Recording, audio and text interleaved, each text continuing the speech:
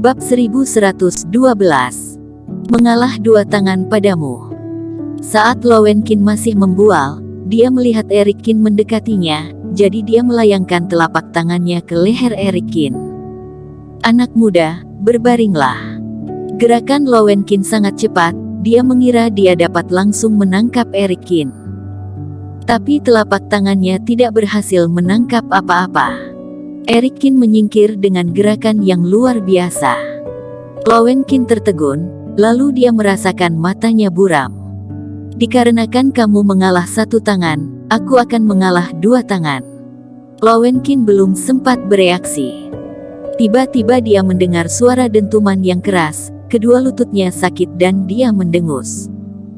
Kakinya mati rasa, dan dia tidak bisa mengerahkan kekuatannya. Wanda Ye dan adiknya terlihat kaget. Wajah Lowenkin memerah, lututnya lemas, dan dia jatuh berlutut di lantai. Tubuhnya yang tegap berlutut di hadapan Erikin, seakan dia mengaku kalah. Wanda Ye yang kaget menutupi bibir merahnya, adiknya, Grady Ye juga menganga. Tak satu pun dari mereka melihat Erikin melakukan gerakan yang spesial. Mereka hanya melihatnya menendang satu persatu kaki Lowenkin, seperti gerakan menendang biasa, tapi Lowenkin langsung jatuh. Wanda Ye dan adiknya merasa sedikit pusing dan mereka tidak bisa mempercayai apa yang mereka lihat. Tadinya mereka mengira Erikin akan mendapat pelajaran dari Lowenkin karena kegagahannya. Wanda Ye bahkan memilih Lowenkin salah paham kepadanya untuk melindungi Erikin. Bagaimanapun, Erikin adalah penyelamatnya. Tetapi apa yang terjadi ini benar-benar tak terduga. Mereka pernah melihat langsung kemampuan Lowenkin. Dia pernah sendirian menghadapi monster beruang yang berada di level Grand Superior Master, tapi dia malah kalah kepada Erikin yang baru saja siuman setelah mengalami cedera parah. Oh, trik apa yang kamu gunakan? Lowenkin mengenggam lututnya. Rasa kesemutan itu membuatnya jatuh ke lantai, dan butuh waktu lama untuk bangun. Wajahnya memerah, dan dia menunjuk Erikin dengan marah. Dia merasa sangat malu dikalahkan oleh anak muda yang kelihatannya sangat lemah ini.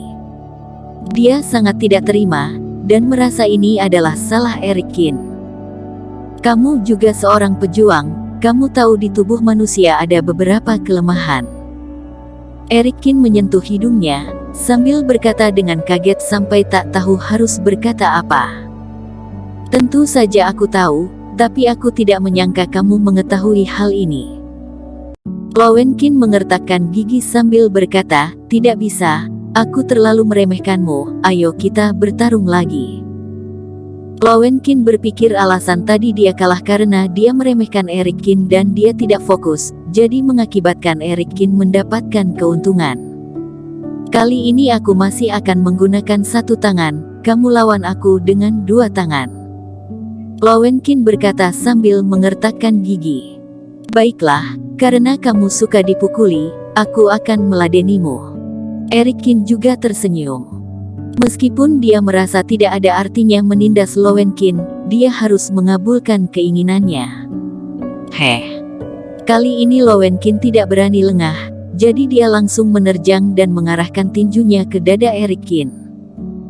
Di saat yang sama dia mewanti-wanti tendangan Erikin, dia takut akan ditendang sampai tersungkur lagi.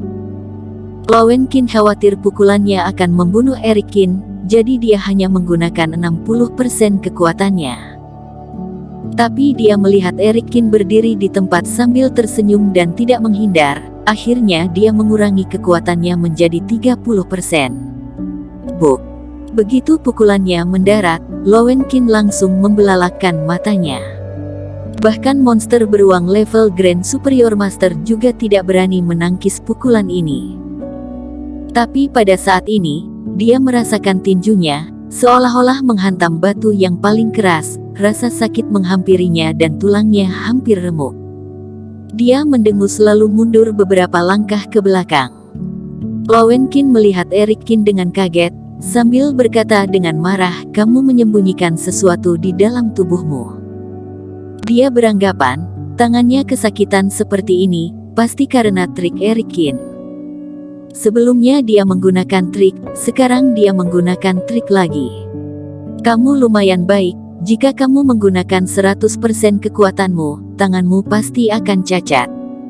Eric Kin berkata sambil tersenyum. Tapi saat Lowen Kin hendak mengatakan sesuatu, pintu halaman tiba-tiba terbuka. Kak Lowen, aku sudah mencarimu di mana-mana, kepala desa memanggil kita.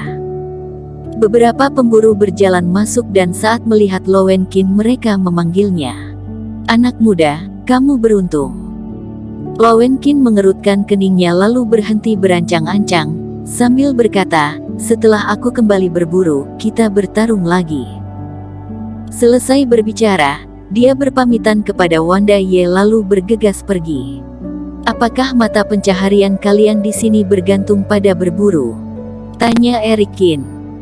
Juga ada pekerjaan lain, tapi bulu, daging, darah, dan tulang iblis monster sangat bernilai, apalagi jika memiliki Neidan, akan lebih bernilai lagi. Grady Ye berkata sambil mengangguk.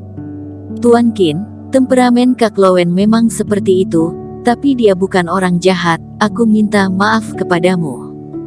Ye Wan berkata dengan tidak enak hati. Tidak apa-apa, aku yang membuat masalah. Eric Kin tersenyum dengan acuh tak acuh, Wanda Ye sudah menyelamatkan nyawanya, tentu saja dia tidak akan terlalu mempermasalahkannya. Wanda Ye masih punya urusan, setelah berterima kasih, dia membawa Grady Ye pergi. Di tempat yang lain, Lowen Kin menemui dua pemuda yang berpakaian seputih salju di kediaman kepala desa.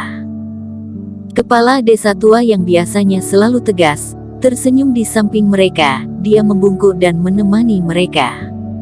Salam kepala desa. Ketika Lowen Kin melihat mereka, dia tahu orang-orang ini bukan orang sanggup ditindas oleh desa Daking, oleh karena itu dia segera memberi hormat. Kamu adalah orang terkuat di desa ini, memiliki sedikit kemampuan. Pemuda yang lebih tua dari kedua pemuda itu menatap Lowen Kin, meskipun di mulut dia mengungkapkan kekagumannya, tapi ekspresi wajahnya terlihat menghina. Lowen Kin, kedua orang ini ingin pergi ke pegunungan Naga Hijau. Bawalah beberapa orang dan temani mereka, kata kepala desa. Kalau hal ini berjalan dengan baik kami pasti akan memberikan hadiah kepada kalian, baik batu roh atau alat spiritual, tidak akan kekurangan sedikit pun, kata pemuda itu dengan santai. Setelah Wanda Ye dan adiknya pergi, Eric Kin tinggal di kamar untuk memulihkan diri. Meridianku rusak total, dan kerohanianku juga terluka parah, sepertinya aku kembali ke tahap aku meminum pil mujarab. Eric Kin menggelengkan kepalanya sambil duduk bersila di tempat tidur dan melihat ke dalam tubuhnya. Kali ini dia kembali terluka parah, sepertinya dalam waktu beberapa hari tidak akan bisa sembuh. Sebenarnya bisa hidup setelah diserang oleh sesepuh fase distraksi sudah termasuk baik. Untung saja dia sudah pernah mengalami proses membuka meridian, jadi memiliki pengalaman dalam hal ini. Selain itu di dunia dewa ini ada reiki yang cukup banyak, jadi saat menjalani pemulihan tidak akan terlalu lambat. Hanya saja entah bagaimana keadaan Vinola, Yezun, dan Sekte Wendao. Aku melarikan diri seperti ini, entah mereka akan menemukan beberapa petunjuk atau tidak.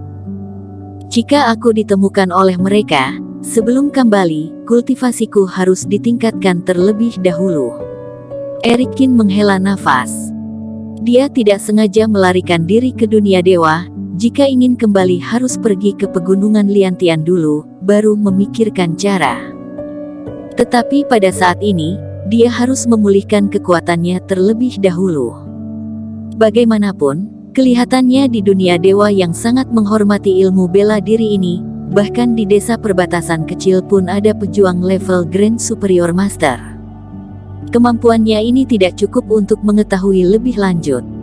Sore hari ini, Eric Kin menggunakan energi vitalitas untuk memulihkan meridiannya.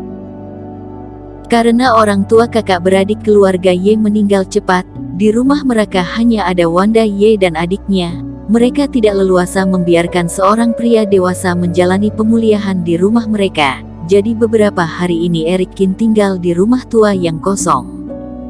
Di malam hari, Grady Ye mengundang Erik Kin makan malam di rumahnya. Di dalam panci yang panas, penuh dengan aroma nasi dan daging yang harum. Semenjak pergi ke dunia tersembunyi, Erik Kin yang sudah lama tidak makan dengan baik, makan dengan sedikit lahap. Namun, ketika mereka bertiga sedang makan, Erik Kin memperhatikan Wanda Ye dan adiknya hanya makan sayuran, dan memberikan semua daging iblis monster yang mengandung reiki kepadanya. Bersambung. Terima kasih telah menonton video ini sampai akhir. Jangan lupa subscribe dan nantikan kisah episode selanjutnya hanya di Novel Story. Salam.